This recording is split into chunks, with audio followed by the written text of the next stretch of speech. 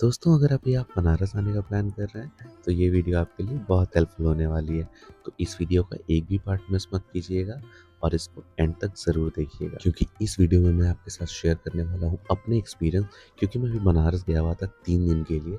तो मैंने क्या क्या एक्सपीरियंस किया, तो आपको क्या करना चाहिए क्या नहीं करना चाहिए, डे 1 कहाँ जाना चाहिए, डे 2 कहाँ जाना है, डे 3 कहाँ जाना है, ये सारे आपको आइडियाज़ मिल जाएंगे।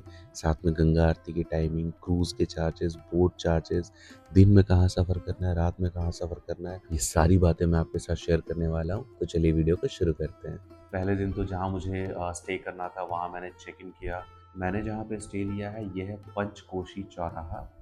मतलब पंचकोशी चौराहा से लगभग 800-900 मीटर अंदर आप गली में आओगे, सोना तालाब करके एक जगह है, तो वहाँ पे मैंने स्टे लिया है और ये एक होम स्टे है। तो मैंने लगभग 1 से 2 महीने पहले ही booking.com से इसका बुकिंग कर लिया था। तो काफ़ी मुझे रीज़नेबल प्राइस लगा इसका। अराउंड मुझे 400 रुपये एक दिन के लगे। 3 दिन का स्टे था तो 1200 भी नहीं लगा, लगभग 1134 रुपये ही मुझे ये करना पड़ा। तो ये एक फ़ायदा होता है अगर आप पहले बुक कर लेते हो तो। हालाँकि यहाँ पे आने के बाद उन्होंने मुझे बताया कि उनका जो रेंट है वो 500 रुपीज़ पर डे के हिसाब से होता है, बट हमें थोड़ा सस्ता पड़ गया। तो यहाँ पे फिर मैंने चेक इन किया और फिर उसके बाद मैं निकल गया शाम को दशाश्वमेध घाट, जहाँ पे गंगा आरती होती है। तो दशाश्वमेध घाट जो है वो जहाँ मैंने स्टे लिया है, यहाँ से लगभग 6 किलोमीटर के डिस्टेंस पे पड़ता है। और गर्मियों में 6:30 से लेकर के 7 बजे के बीच आरती होती है और ठंड के समय में थोड़े पहले हो जाती है, 5:30 से 6 बजे के बीच ही हो जाती है। तो जब भी आप आरती देखने के लिए जा रहे हो, कोशिश करो कि आप 1-2 घंटे पहले चले जाओ, ताकि आपको आगे की सीट मिले और आप वहाँ से अच्छे से आरती देख पाओ। और हालाँकि और भी ऑप्शंस होते हैं, आप बोट पे बैठ कर के या फिर क्रूज़ पे बैठ के वहाँ से भी आप आरती देख सकते हो, लेकिन उसके चार्जेस होते हैं 200 रुपये पर पर्सन। लेकिन अगर आपको सबसे सामने वाला बोट मिल रहा है तो ही आपको फ़ायदा है। अगर आपको पीछे वाला बोट मिल जाता है तो वहाँ से आपको व्यू अच्छे से क्लियर नहीं मिलता है। तो मेरे साथ वही हुआ, मैं थोड़ा लेट पहुँचा और फिर मुझे पीछे वाला मिला, क्रूज़ मिला।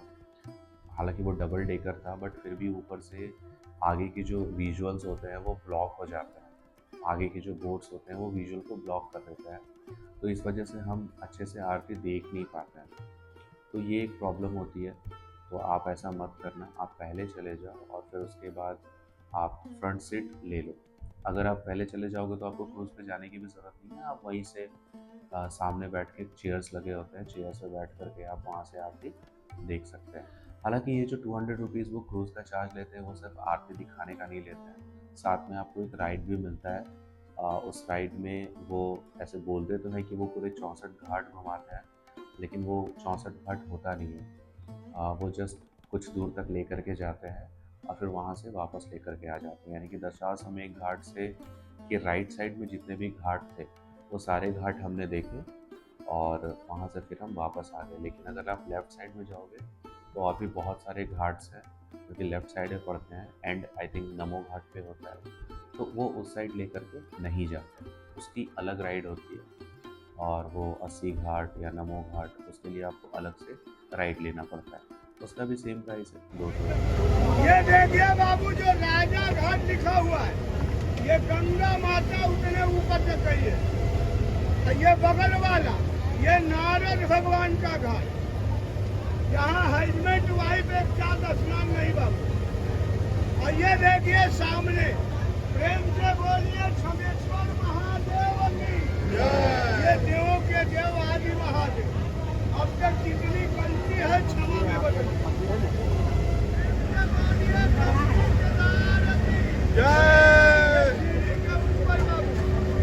ये स्वयंभू है, इनको स्वयं लिंग भी बोलते हैं।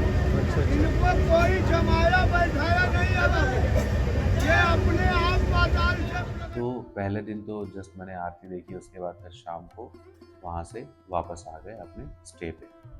और दूसरे दिन फिर थोड़ा पहले जल्दी जल्दी मैं रेडी हुआ। हालांकि सुबह में मेरी क्लासेस होती है तो फिर मुझे क्लासेस करवा के ही बाहर जाना होता है, नहीं तो फिर थोड़ा मुश्किल हो जाता है मेरे लिए। तो इसलिए मुझे निकलते निकलते लगभग दोपहर के 1 बज ही जाता है। तो फिर कल वही हुआ, मतलब दूसरे दिन वही हुआ, दोपहर के 1 बजे मैं यहाँ से निकला। और यहाँ से निकलने के बाद सबसे पहले मुझे लगी हुई थी बहुत ज़ोरों की भूख, तो वहीं पे कुदौलिया चौराहा के पास बाबा विश्वनाथ भोजनालय है, बहुत ही अच्छा भोजनालय था। वहाँ पे पूरी की पूरी थाली 100 रुपये की जो आती है, उसमें 4 रोटी, चावल, दाल, मटर पनीर की सब्ज़ी और एक आलू पालक की सब्ज़ी, साथ में प्याज वगैरह दे करके वो पूरे 100 रुपये की दी होती है, सफिशेंट होती है लंच करने के लिए। वो आप वहाँ से कर सकते। लंच करने के बाद सबसे पहले मैं गया काशी विश्वनाथ मंदिर। और काशी विश्वनाथ धाम की बात करूँ तो वहाँ पे ऐसा है कि आप पेड आरती भी आप अटेंड कर सकते हो अगर आप चाहो तो, और पेड दर्शन भी होते हैं, और नहीं तो आप चाहो तो फ्री में भी आप दर्शन कर सकते हो, लेकिन उसके लिए थोड़ा सा आपको लाइन में लगना होता है। अंदर में फ़ोन्स वगैरह अलाउड नहीं होते हैं, फ़ोन्स या फिर कोई भी इलेक्ट्रॉनिक गैजेट्स अलाउ नहीं होते हैं। तो काशी विश्वनाथ धाम के मैंने दर्शन किए, और उसके बाद फिर मैंने सोचा कि चलो आज बनारस के सारे घाट देखे जाएँ। तो मैंने फिर दशाश्वमेध घाट से शुरुआत की, फिर मैं राइट साइड में चलते चला गया, और मैंने बीच-बीच में काफ़ी सारे ऐसे घाट देखे जो कि देख कर के मतलब उन घाट को देख कर के बनारस का इतिहास पता चलता है। आपको बहुत ही अच्छा फ़ील होगा, आपको ऐसा लगेगा कि हालाँकि बनारस में बहुत कम ही ऐसे जगह बचे हैं जो कि अब मतलब वो उस ज़माने की याद दिलाते हैं। अभी तो बनारस बहुत जगह से मॉडर्नाइज़ हो चुका है, मतलब थोड़ा नए ज़माने का बनारस लगता है, तो वो वाली फ़ील नहीं आती है। तो वो वाली फ़ील अगर आपको चाहिए तो वो आपको घाट पे ही देखने को मिलेगी। तो फिर मैं लगभग 5 किलोमीटर राइट साइड में गया एंड तक दशाश्वमेध घाट के, फिर वहाँ से वापस आया, और फिर लेफ़्ट साइड में मैं लगभग 6 किलोमीटर मैंने वहाँ से जस्ट ट्रैकिंग करते हुए घाट से घाट जाते हुए, बीच में मणिकर्णिका घाट और गाय घाट, ऐसे बहुत अच्छे घाट के दर्शन हुए मुझे। और हर घाट की एक स्पेशलिटी थी, हर घाट में कुछ अलग ही दृश्य देखने को मिल रहा था, एक अलग ही वाइब आ रही थी, एक अलग ही फील आ रही थी। और ऐसे आपको बहुत ही सारे प्राचीन काल के मंदिर भी देखने को मिलेंगे बनारस के घाटों में। और फिर फाइनली मैं गया नमो घाट। नमो घाट अभी आपको पता ही है बहुत ही ज़्यादा ट्रेंड में रहता है, वहाँ के विजुअल्स और वहाँ की चीज़ें। तो नमो घाट बहुत ही ज़्यादा अट्रैक्टिव लग रहा था। आई थिंक सबसे नया घाट अगर मुझे लग रहा है तो शायद नमो घाट ही अभी सबसे नया घाट है, बनाया गया है बनारस में। तो नमो घाट आप जा सकते हैं।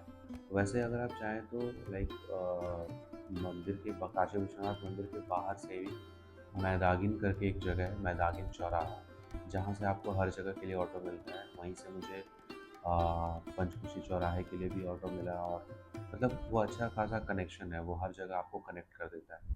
तो मैदागिन चौराहे से भी आप नमो घाट के लिए ऑटो ले सकते हो, मतलब ई रिक्शा ले सकते हो।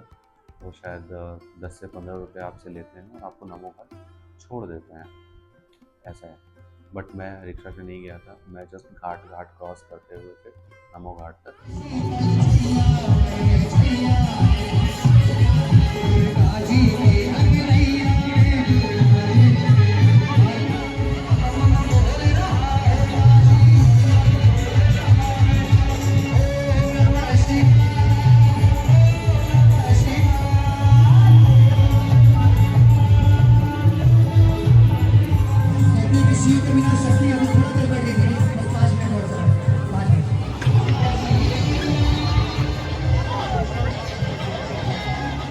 फिर नमो घाट को लगभग शाम हो ही गए थे, 6 बज ही गए थे, तो बहुत ही अच्छा भजन का कार्यक्रम चल रहा था। एक्चुअली आरती होने वाली थी, गंगा आरती होने वाली थी, तो उससे पहले भजन का कार्यक्रम चल रहा था, तो वो देखा, वो इन्जॉय किया।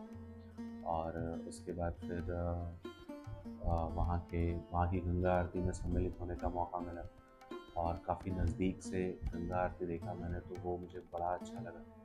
तो ओवरऑल मैंने दोनों दिन गंगा आरती देखा, तो मेरे लिए बहुत बड़ी सौभाग्य की बात थी वो।